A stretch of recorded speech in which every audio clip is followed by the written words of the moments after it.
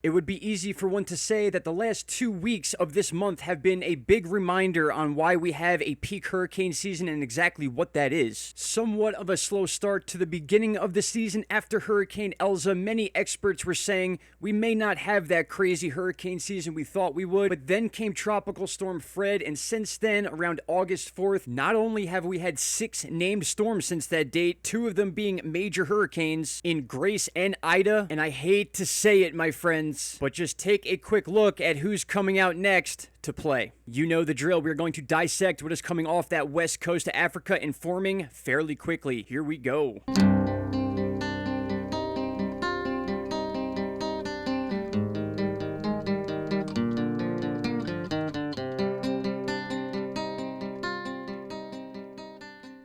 Good morning / early afternoon, my friends. August 31st, 2021, 11:29 a.m. And right off the bat, I apologize for not posting yesterday. My voice was gone. So please excuse it today. And for that reason, I'm going to get right into it before it leaves me again. I'm not skipping past the fact that we just had a major landfall in the Gulf of Mexico in Louisiana in major Hurricane Ida. The scenes coming out of that area are simply incredible. And I'm working on a video to show you some of the stuff that went down there. A simple social media search can show you anything you need to see about this storm and just how devastating it was. And a lot of that's coming from boots on the ground in that area. So it's going to be a very long, drawn-out cleanup in Louisiana and the surrounding areas. And the one unfortunate thing about this situation, especially when it comes to what I do here on YouTube, is that when it's hurricane season, it doesn't stop for anything. We already have a 90% chance of cyclone formation over the next 5 days coming off the west coast of Africa. And notice that I'm not even talking about Kate right here, which is a tropical storm. During the entire fiasco of Ida, we went through Tropical Storm Julian and Kate, which is still surviving right now. Julian is already gone, with another invest down in the tropics.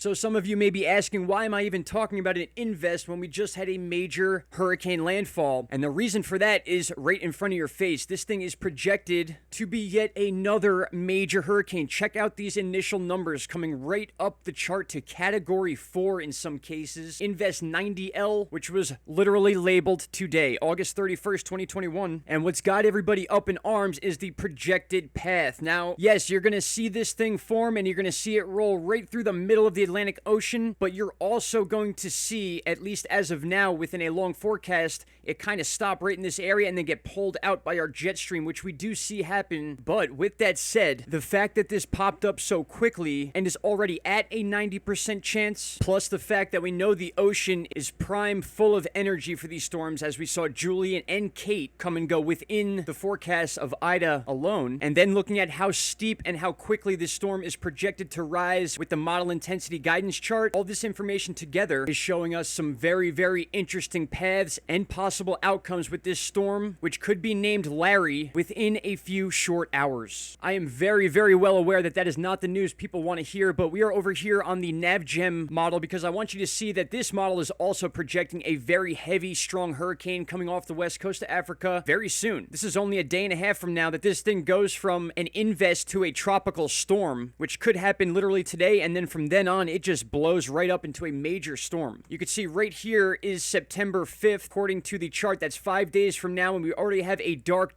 blue, low barometric pressure storm in between the Cape Verde Islands and the Lesser Antilles Leeward Islands. That in no way, shape, or form means that it's going to hit the United States, but the way things have been going this year, and the fact that we've had so many pattern switches in short periods of time, the fact that the momentum is even leading this thing to a possible northeast hurricane is very interesting. And it needs to be monitored because every one of these storms is important, especially when we're in this very extreme and potent time of year. We are still not even at peak hurricane season yet. The actual peak day is September 10th, but we have basically a peak season, which we are in right now, basically from August 20th through the second peak. We have midway through October till the 20th. So basically from August 20th through October 20th is when we more than likely get our huge storms, and we're not even here yet. So in just a 2-week period, whether or not we have a landfall, we could be seeing Tropical Storm Larry form fairly quickly and then become our third major hurricane that was first labeled in August. Even though that hurricane would take place in September, being that this is the last day, it would be the third beginning of a storm, which then later leads to a major hurricane. hurricane. My friends, I just want to take a second and thank you again for all the awesome support over the last couple days and the interaction. It's been incredible. I hope the information was useful to a lot of you. We'll be getting back to our normal posting as far as things outside of hurricanes if we can ever catch a break, but until then, I'll be keeping you absolutely posted on anything that's forming in that Atlantic Ocean, and I hope everyone had a good weekend. Shout out to Canada. It is the last day of August, my friends. Happy September when that midnight hour strikes wherever you live, and I will talk to you all very soon. Take care. Bye-bye. Stop right there, my friends. If you have not already, click that subscribe button, and don't forget to hit the bell icon. Click all, and you will get all notifications from this channel, and trust me, you won't be disappointed.